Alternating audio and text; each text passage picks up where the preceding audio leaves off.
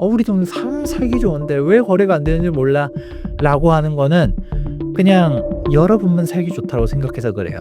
항상 가격이라는 거는 교집합이 높은 곳으로 가야 되거든요. 지금은 싸다고 거래되는 게 아니라 좋은 데만 거래가 됩니다. 결국은 부동산 투자하던 사람들이 지금까지 내 한평생을 부동산으로 불을 읽어왔어요. 그러면 이 사람들이 어떻게 할까요? 갑자기 어느 순간 대한민국 부동산이 끝났어 하면서 딱 다 팔고 그 돈을 갖다가 싹 다 비트코인에 넣는다, 금으로 바꾼다, 주식에 투자한다, 이럴 가능성이 있을까요? 몰빵하기는 쉽지 않거든요. 그렇게 쉽게 안 움직입니다.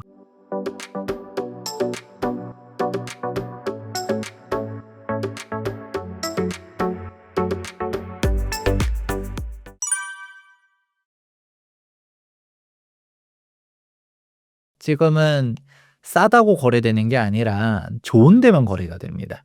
그러니까 결국은 일부에서 가장 먼저 했었던 게 다주택자 규제 강화될지 모른다라는 생각으로 갔다가 자산가들 먼저 똘똘한 채로 재편하고 있다라는 말씀을 전해드렸었는데요. 그렇다 보니까 뭐 자산가들 입장에서는 다주택 포지션을 청산하면서 지방주택들 던지고 있고, 서울에서 빌라, 오피스텔 이런 식으로, 아니면 서울에서도 여러 채를 가지고 있어. 근데 빌라가 아니라 다 아파트야 라고 하면 뭐 먼저 던질까요? 서울에서도 외곽지역, 여기서도 구축, 이런 식으로 팔게 되는 거죠. 당연한 얘기지만 뭐 PD님한테 한번 질문을 드려보도록 하자면, 예를 들어서 반포주택을 가지고 있어요. 마포주택도 가지고 있어요. 김포주택도 가지고 있어요. 뭐 먼저 팔 것 같나요? 당연한 얘기죠. 뭐 이게 그렇게 고민할 거는, 이게 너무 좀 김포 사람들한테 일단 먼저 죄송하고요. 그러니까 그냥 굳이 이렇게 비교한 게 똑같은 포긴 포인데 같은 포가 아닙니다. 이제 앞글자가 되게 중요해요. 그래서 마포만 하더라도 정말 좋은 동네죠. 우리가 강북 3대장 마용성 이렇게 얘기하지만, 마포라 하더라도 남들한테는 마포도 못 들어가는 지역이긴 하지만 반포랑 비교하니까 조금 얘기가 달라지죠. 그런 식으로 어쨌든 간에 한 채로 움직이려고 했었을 때 어디를 사수하느냐라는 거는 정답이 금방 나옵니다. 그래 버려서 상대적으로 그 소구점이 좀 떨어지는 곳들은 가격 방어가 안 되는 부분들이 나오는 거고요. 그래서 저는 아이러니하게도 지금 지방이 정말 저평가라고 생각하는 게, 아무도 안 받잖아요. 이 지방 사람들조차도 그 지방이 희망이 없다라고 생각하시는 분들이 많거든요. 왜냐면 전 이런 상황을 더 극단적으로 만드는 사람들이 약간 폭락론자들이 좀 그렇다라고 생각해요. 왜냐면 폭락론자들의 근거 주장들을 잘 들어보다 보면 주어 목적어를 혼용시키는 경우들이 많아요. 예를 들어서 "야, 지금 인구 구조를 봐라. 지금 집값 폭락한다."라고 얘기를 하면, 이 말 자체가 맞는 말인가요? 틀린 말인가요? 맞는 말이거든요. 대전제는 맞아요. 예를 들어 인구가 감소해요. 절대적인 수요가 줄잖아요. 절대적인 수요가 주는데 뭐 집값이 안 떨어지고 배겨요? 이거 자체를 제가 부정할 생각은 없습니다. 근데 어디가 빠지느냐는 다른 얘기죠. 저 일전 영상에서도 막 일본 얘기해 드린 적 있었잖아요. "일본 집값 따라간다."라고 했더니 일본이 실제로 집값이 빠지긴 했어요. 잃어버린 20년, 30년 동안 막 힘들었었는데, 아이러니하게도 도쿄 23구의 신축 맨션 가격대들은 계속적으로 역대 최고가를 갱신하고 있다더라. 양극화가 나타나는 거죠. 이런 얘기들을 하는 건데, 근데 그런 것들을 갖다가 딱 숨겨 놓고서 "야, 집값이 이게 정상입니까? 집값은 빠져야 됩니다."라고 얘기를 하죠. 근데 그 여기서 말하는 비싼 집값의 표본은 다 강남 집값들인데, 근데 뭐 소득 대비 집값 얘기를 해도 우리가 뭐 맨하튼의 집값, 일본 도쿄의 신축 집값 이런 거 가지고서 얘기를 안 하잖아요.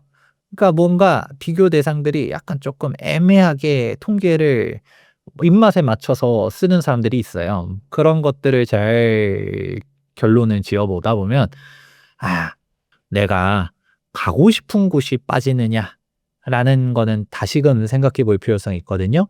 그러면 이제 결론이 나오는 거죠. 우리 이 얘기를 다 종합해 보면 "우리 동네에 너무 저평가된 것 같아요." 라는 얘기가 나옵니다. 우리 동네 살기 좋은데 왜 거래가 안 되는지 몰라." 라고 하는 거는 그냥 여러분만 살기 좋다고 생각해서 그래요. 항상 가격이라는 거는 교집합이 높은 곳으로 가야 되거든요.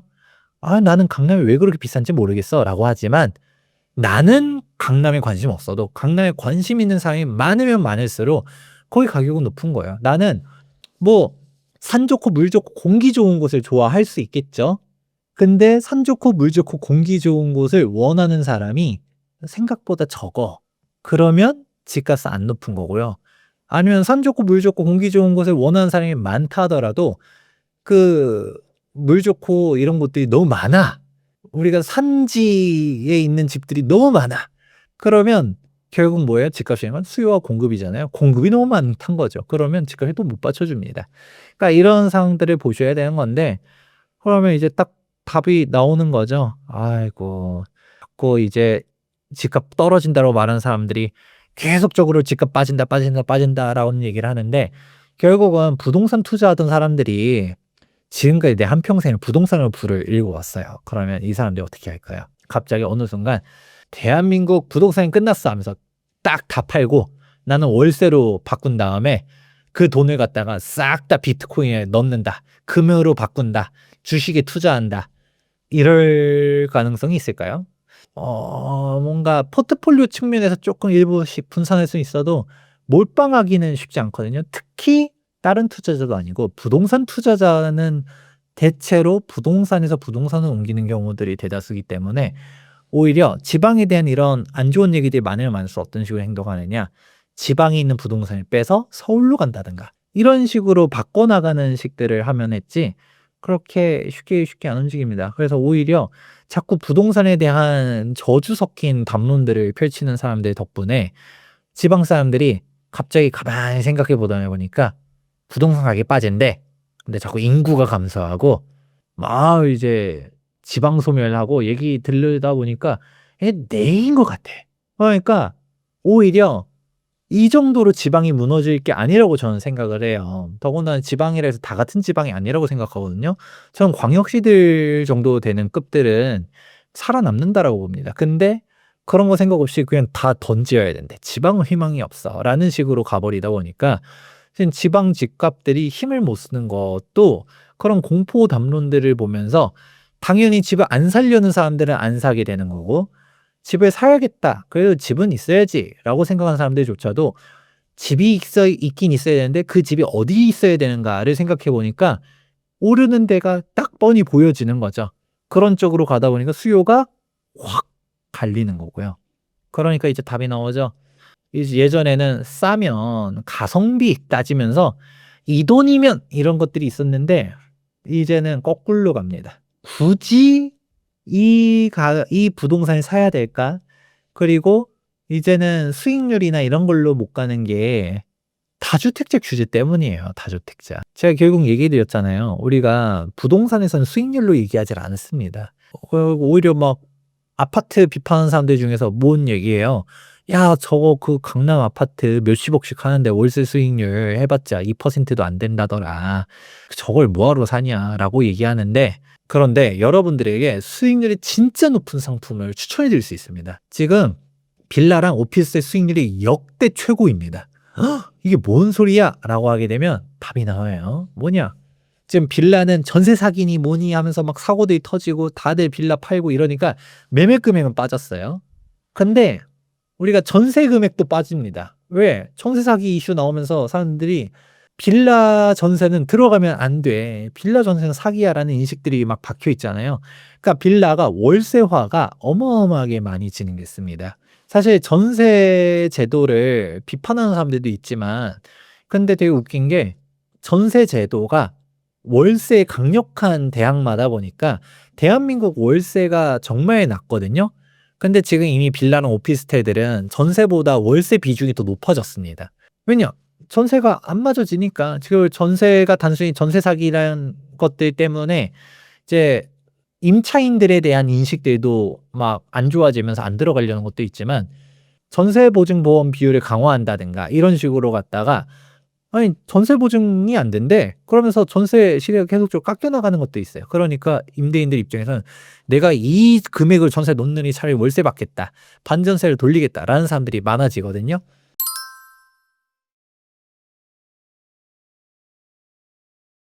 그렇게 가면서 월세화가 됩니다. 자 그럼 이제 어떻게 될까요? 빌라는 매매 금액은 빠지고 있는데 월세화가 되면서 월세 가격은 또 올라가고 있어요.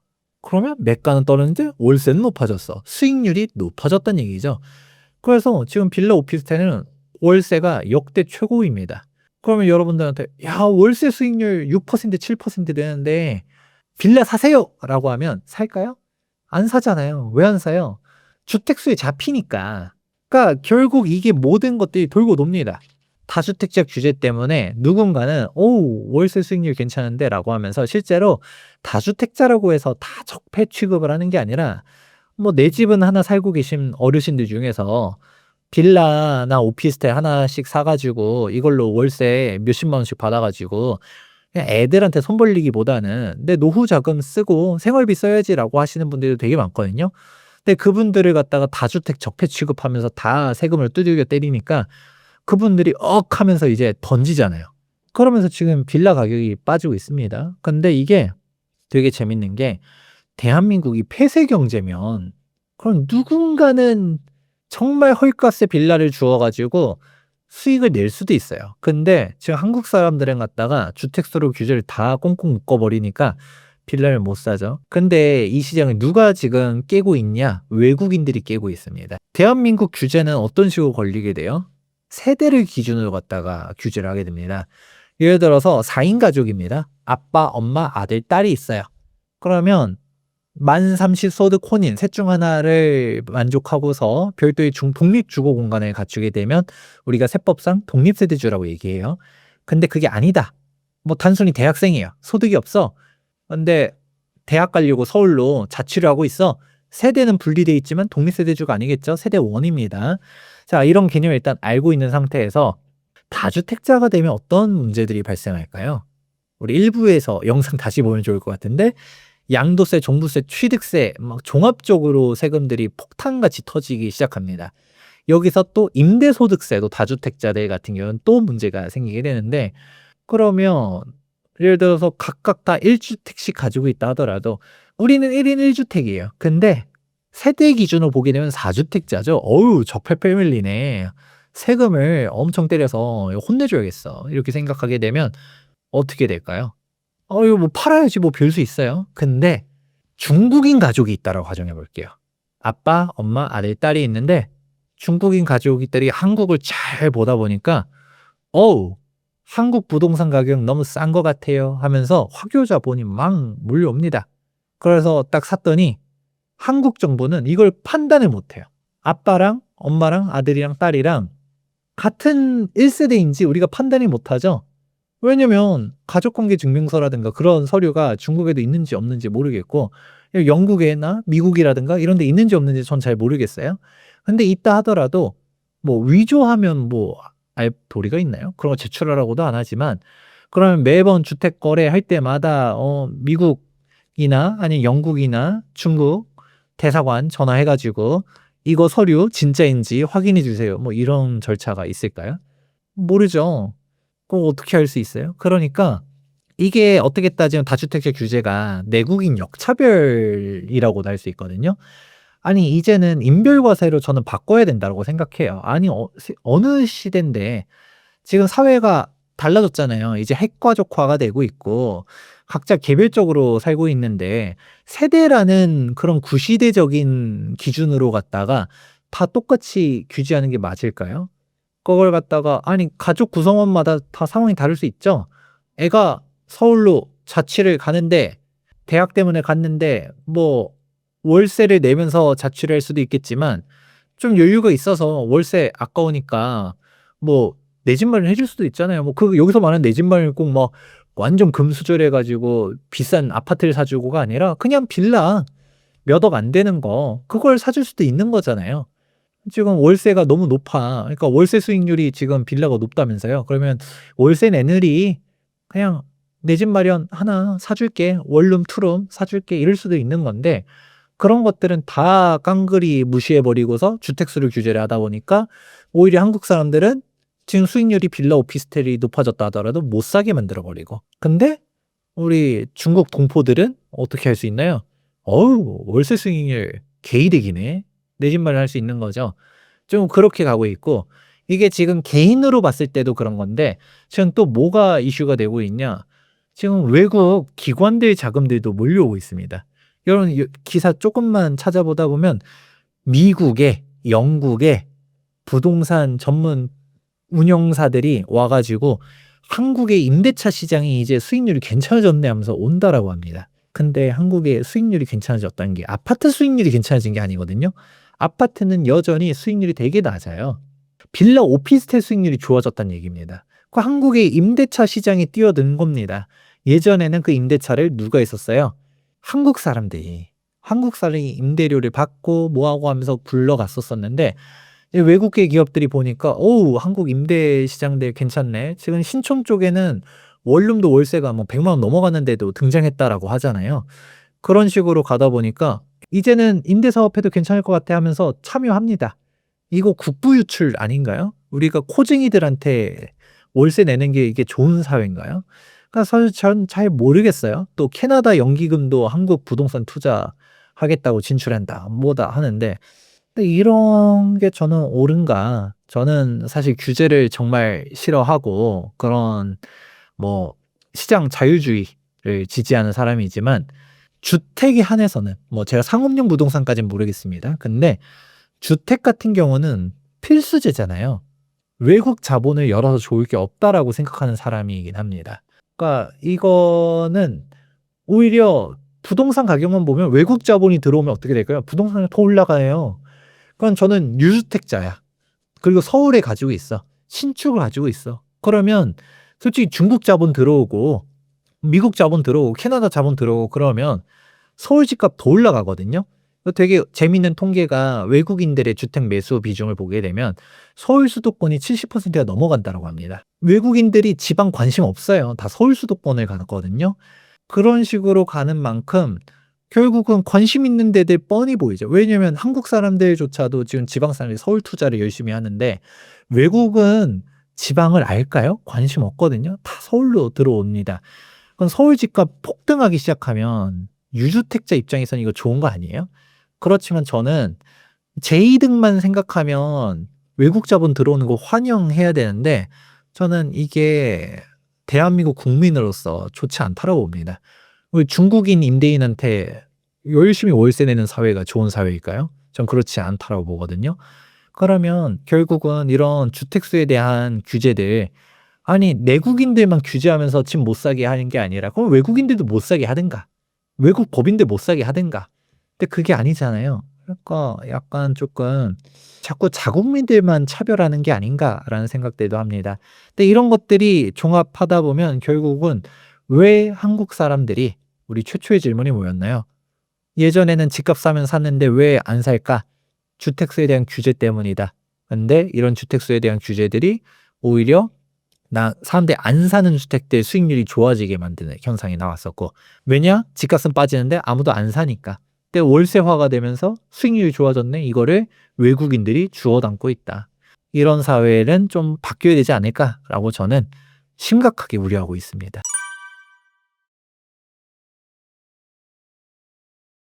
네, 웅달 책방 나와서 또 오랜만에 이런저런 얘기들 쭉 해드렸는데요. 오늘 얘기가 누군가한테는 불편한 진실일 수도 있습니다. 근데 현실적으로 부동산이라는 거는 우리가 모른다라고 해서 그냥 되는 게 아니에요. 나는 부동산 투자할 생각 없어. 이거 부동산 투기든 투자든 간에 눈 감고 귀 닫고 가만히 있으면 되는 게 아닙니다. 왜냐면 결국은 부동산이라는 거, 정확하게 주택이라는 상품 자체는 의식주 중 하나잖아요. 필수제예요. 매수를 안 하면 전월세가 강제됩니다. 그러니까 부동산 시장에 관심을 갖고 싶지 않아도 관심을 가질 수밖에 없다 보니까 꾸준히 공부를 해야 되거든요. 근데 공부를 할 때 잘해야 된다. 진짜 잘해야 됩니다. 그래서 여러분들이 이 사회가 내가 듣고 싶은 얘기라고 해서 듣기 싫은 얘기라고 해서 이런 식으로 취사 선택하는 게 아니라 좀 다양하게 들어보고 김재경 소장의 얘기가 뭐 100% 정답이라고 얘기하는 건 아니지만 들어보니까 뭐 김 소장 얘기 중에서 일부 얘기는 조금 참고할 만한 부분이 있는 것 같아. 이거 얘기는 우리가 조금 귀담아 들어봐야 될 것 같고 실제로 그렇게 좀 될 수도 있을 것 같아 라고 생각하는 부분이 있으면 결국은 여러분들의 주거 안정성을 위해서 열심히 공부를 해야 된다라고 얘기해 드리고 싶습니다. 그리고 만약에 오늘 얘기가 도움됐다라고 하면 고정 댓글에도 달아주신다라고 하는데 저희 자체 운영하고 있는 채널이 있습니다. 투미TV도 많이 놀러와 주시면 감사하겠고요. 또 제 첫 책 시장을 이기는 부동산 투자 원칙도 많은 사항들을 담아 놓았어요. 이제 시장에 대한 사항도 있고 입지에 대한 사항들도 있고 제 전문 분야인 재개발 재건축에 대한 사항도 담아 놨으니까요. 관심 있으시면 한 권씩 구매해 주시면 또 감사하겠습니다. 또 다음에 또 찾아와서 재미있는 부동산 얘기들 해드리도록 약속드리도록 하겠습니다.